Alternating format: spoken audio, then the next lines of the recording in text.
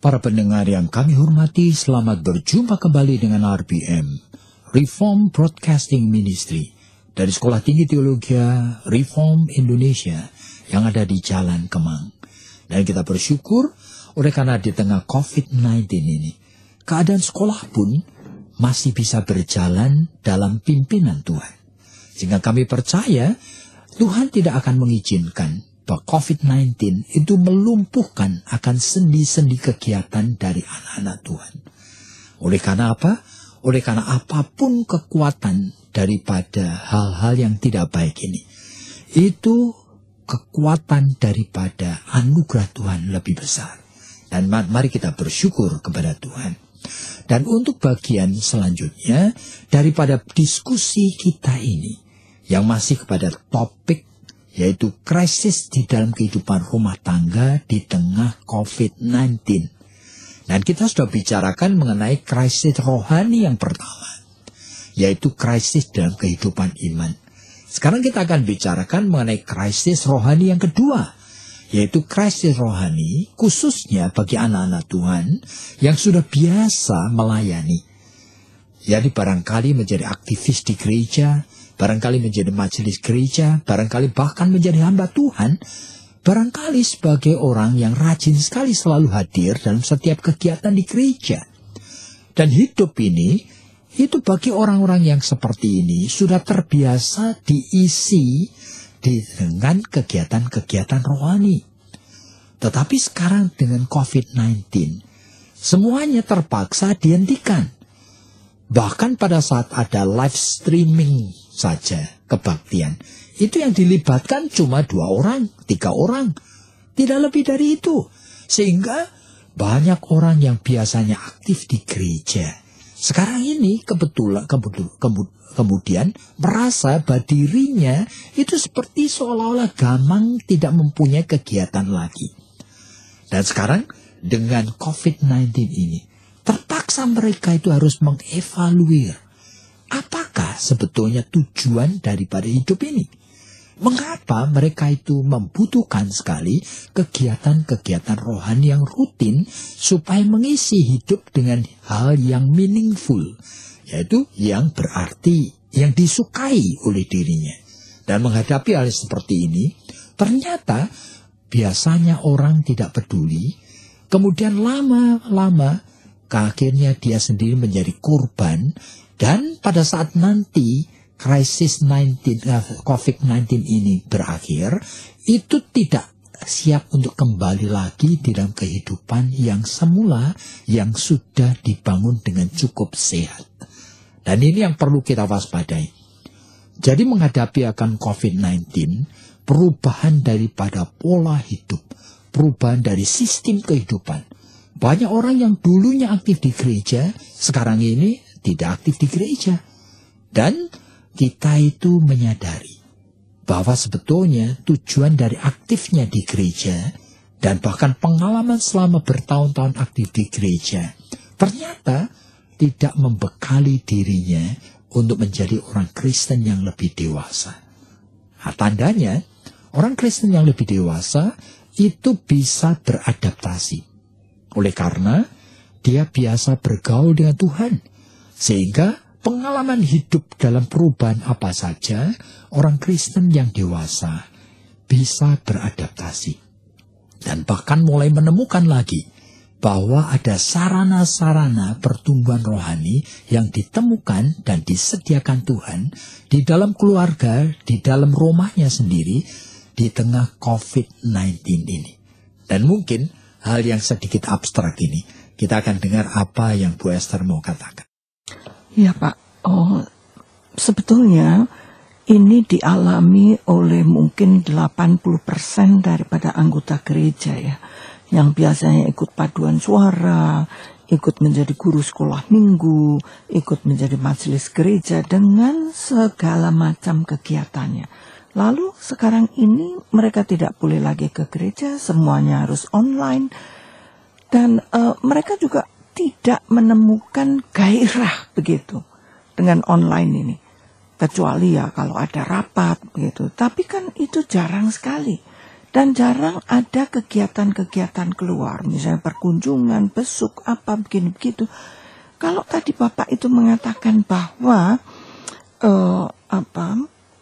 ini tuh kegiatan-kegiatan rohani itu harus dievaluasi, itu dievaluasi seperti apa sih Pak? Jadi sebetulnya kondisi COVID-19 yang merumahkan kita itu, di mana kita terpaksa barangkali 24 jam sehari ada di rumah. Sama seperti yang pernah saya katakan, mungkin tidur 6 jam. Tetapi waktu yang begitu banyak diisi dengan apa? Dan banyak di antara kita-kita ini yang biasanya melibatkan diri dengan macam-macam kegiatan di gereja, itu biasanya kemudian sekarang kehilangan makna dan tujuan hidup. Sehingga apa yang tadinya menyenangkan dan menggairahkan sekitar hal-hal rohani, ternyata sekarang itu dirasakan flat. Tidak lagi menggairahkan oleh karena sama seperti tadi Ibu katakan. Yang tadinya guru sekolah minggu, sekarang mau mengajar bagaimana caranya. Mengajar dengan online, itu sangat sulit. Oleh karena apa? Tidak terbiasa kita melakukannya. Dan kita tahu anak-anak belum tentu ada yang responsif dan mau ikut. Nah, seperti itu. Jadi kalau begitu Pak, bahwa perubahan ini sebetulnya dengan kita itu dirumahkan oleh karena COVID-19 ini, kita ternyata baru sadar gitu ya, bahwa untuk beradaptasi, kalau tadi Bapak mengatakan seharusnya kita itu menjadi orang Kristen kan dewasa begitu. Nah ini ternyata baru menjadi salah satu proof, salah satu bukti bahwa ternyata kita ini tidak dewasa loh Pak. Ya sulitnya di sana. Tetapi pada saat yang sama, kita percaya bukan bahwa dalam Roma pasal 8 ayat 28, itu kan firman Tuhan mengatakan segala sesuatu bekerja bersama mendatangkan kebajikan, mendatangkan kebaikan bagi orang yang mengasihi Tuhan. Berarti kalau hadir COVID-19 sampai lebih dari 5 bulan sekarang ini, itu pun seharusnya sebagai orang Kristen bisa menangkap hal yang baik di tengah hal yang tidak baik ini. Menangkap hal yang baik itu berarti tidak pernah Tuhan itu menjadi pecundang. Tidak pernah Tuhan kehilangan akan peran di dalam memberikan peluang bagi anak-anaknya untuk menemukan sebetulnya sarana-sarana tetap bergaul dengan Dia. Dan itu yang disebutkan kalau sampai kita ini bukan orang Kristen yang dewasa, akibatnya kita itu membiarkan diri kita itu menjadi korban dari COVID-19. Menjadi korban, ya kita kemudian barangkali justru mengalami kemerosotan iman. Oleh karena apa? Lalu menemukan excuse. Memang tidak bisa ngajar sekolah minggu. Memang tidak bisa latihan paduan suara. Memang tidak bisa ketemu teman-teman di gereja. Memang tidak bisa rapat dan sebagainya. Jadi, ya saya menemukan excuse. Di rumah kemudian nonton terus. Di muka TV terus, lalu makan terus. Nah, hal-hal yang tanda petik menjadi berlebih-lebihan, akhirnya merugikan diri sendiri. Jadi Pak, kalau boleh kembali lagi, tadi kan Bapak mengatakan bahwa kita itu sebetulnya menjadi manusia rohani yang dewasa, seharusnya kan bisa menangkap hal-hal yang baik melalui COVID-19 ini, melalui terus-menerus kita nggak boleh keluar, kita harus banyak di rumah, begitu. Nah, sarana-sarana seperti apa sih Pak untuk bergaul dengan Tuhan? Apakah itu tuh membaca buku, atau kita cari di Google, atau kita mencari atau mendengarkan khotbah-khotbah, begitu? Oleh karena apa? Oleh karena yang saya lihat, bahwa kegiatan-kegiatan ini itu kan seringkali itu kita tidak bisa menemukan begitu bahwa itu tuh menyenangkan, kita menikmati. Itu juga sulit sekali sehingga kan kebanyakan yang saya dengar begitu ya, bahwa keluhan dari banyak klien saya itu lalu dari pagi, siang, malam gitu lihat drama Korea misalnya. Nah itu kan untuk mengisi waktu. Dia bilang ya kalau masih mau waras begitu ya kita terpaksa begitu. Iya. Bagaimana itu Pak? Iya. Tetapi masalah what is-nya and how to-nya itu sebetulnya jangan menjadi fokus. Oleh karena apa yang dilakukan itu works untuk orang lain, barangkali tidak works untuk kita. Sama seperti saya begini, saya selalu berpikir apa yang harus saya lakukan, lalu saya memilih yang meaningful, ya khususnya yang menstimulir pertumbuhan saya secara pribadi maupun imani, sehingga saya menulis buku, misalnya begitu. Ada proyek yang harus saya lakukan, tapi yang works untuk saya belum tentu works untuk orang lain. Sehingga yang diperlukan adalah kesadaran. Bahwa kita itu sekarang ini krisis di dalam rohani. Oleh karena kesadaran krisis rohani, seharusnya kita sama seperti carang yang menempel pada pokok anggur, kita abide in Him. Berarti mendekatkan diri kepada Tuhan dan meminta wisdom dari Tuhan. Tuhan, hidup saya menjadi purposeless, tidak ada tujuannya ini. Hidup saya menjadi contentless, tidak ada isinya Tuhan. Gimana saya ini? Tolong beri kepada saya supaya ada bijaksana mengerti what is, mengerti how to. Nah itu. Jadi mengerti apa yang seharusnya saya lakukan dan mengerti bagaimana melakukannya. Jadi saya menganjurkan kita ini, para pendengar, itu bukan cuma mengikuti orang lain. Boleh aja belajar dari apa yang orang lain lakukan. Tapi yang utama, belajar dari Tuhan. Karena Dia yang paling tahu. Siapa ada ibu-ibu rumah tangga yang biasanya memang dulu di rumah terus. Tapi sekarang di rumah menghadapi akan cucu-cucunya yang tidak sekolah. Di rumah menghadapi akan anak dan menantunya yang tidak kemana-mana. Bingung dia. Tadinya tidak bingung, sekarang bingung. Nah, bayangin aja. Oleh karena dia merasa dirinya seolah-olah mengganggu mereka. Dulunya dia tuh bisa santai gitu ya. Ibu rumah tangga yang sudah tidak punya suami, yang kerjaannya itu tungguin rumah, ya kan, cucu-cucunya itu kerja, sekolah, menantu kerja, anaknya juga kerja. Nah, sekarang semuanya di rumah. Jadi dia bingung. Nah, jadi kita itu harus memahami untuk ibu yang seperti ini. Lalu mengisinya dengan apa?